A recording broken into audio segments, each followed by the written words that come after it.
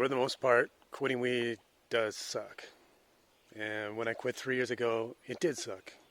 It was a bit of a challenge, something that I'm proud today that I overcame.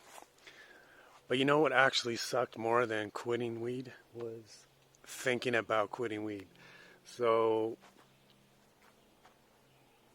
imagine yourself successful, not thinking about weed morning, noon, and night. Doesn't that sound like something you'd like to achieve? It's something I achieved. It's something I do every day in my life. I'm excited to get out of bed in the morning. After a 25-year smoking weed habit, I've been able to free my mind of the weed, and I'm no longer a prisoner to worrying about buying, smoking, rolling, finding weed every day of the week. What am I going to do this weekend? Where am I going to get my weed? How am I going to go to this event when I'm stoned, etc., etc. If you're watching this video, you've probably been there. Come along with me. Let's talk about it a little bit. Let's talk about a few things that I did along the way and just give you some motivation. Basically just let you see where I'm at today and let you know that it's possible for you. So, we got the nice trail today. We're back on this forest here.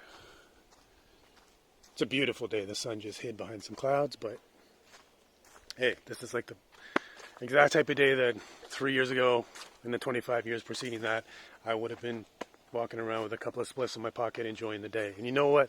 It's still an awesome day, and it's even better without the weed because I know I'm not going to be crashing out later, and I'm just going to be having myself a nice day, regardless of having weed or not. As I like to always say, I'm not anti-weed. But just for me, it came time to let it go, and I'm so happy that I did. So, I've talked about it on a few of my previous videos, which is basically not a big mystery if you've already been investigating quitting of weed, which is keep yourself busy, find activities you like to do, and I just want to let you know that once you get past a certain point, it really does leave your thoughts. Like, sure, I still think about smoking weed, obviously, on a weekly basis. I was a person that loved weed, and I just feel like I don't care about it anymore. I don't need it. I don't hate it. I don't love it. It's not something I even think about anymore. So, several years ago, to think about getting to this point would have been almost impossible in my mind, just like it might be for you. So don't beat yourself up if you think, oh, I'm always caving in. I'm trying to get past a few days without smoking, and I always need another joint. Again, I need to get stoned again.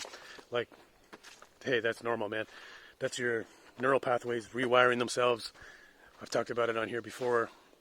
So we can use that to our advantage. Neuroplasticity, rewiring our brains and creating new habits, choosing healthier habits, and using those new habits or things or activities that we've come up with to basically resolve the feelings of boredom that you're going to have when you quit. Because, let's face it, smoking weed was or is a great cure for boredom.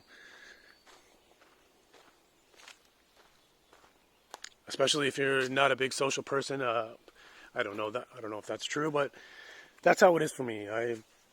When I'm off on my days from work, I don't currently have a family or kids, so it was all I did was smoke weed and just go about my day. I didn't really need to plan any activities, but that's kind of like the juice of life,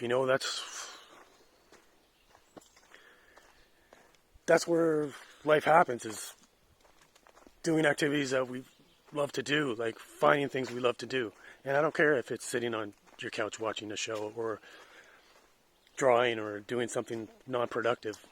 It's some enjoyment that you like besides relying on a substance to constantly, scratch that itch for you. So,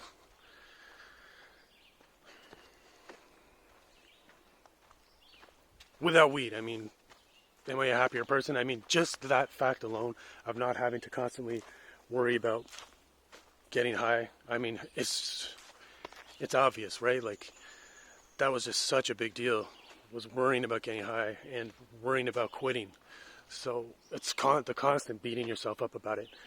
You know, if you're constantly beating yourself about it, I almost say just resign yourself to smoking and just go for it. And then eventually when you're ready to quit, that's when it'll happen, by like the grace of God or the universe or what have you.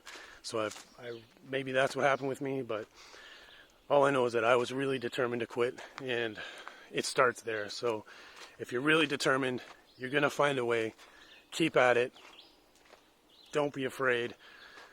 There is happiness on the other side, and it's like I hate the word sober, but it's like a sober joy that I feel, and I'm excited to get out of bed in the morning and attack the day.